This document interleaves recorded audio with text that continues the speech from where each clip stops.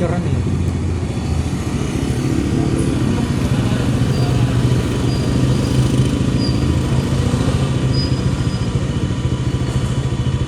Kailangan may abogado kayo niyan. Kasi nakita mo yung guhit na pula? Ha? Yung guhit na pula sa sidewalk nila.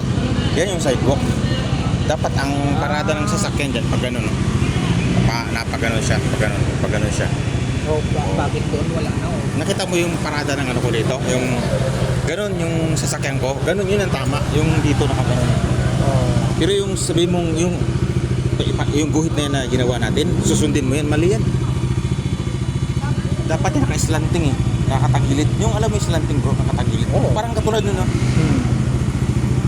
Yan, kasama yan sa kanila. Yan, kasama yan. Yan mo, yan. Kasama yan mo.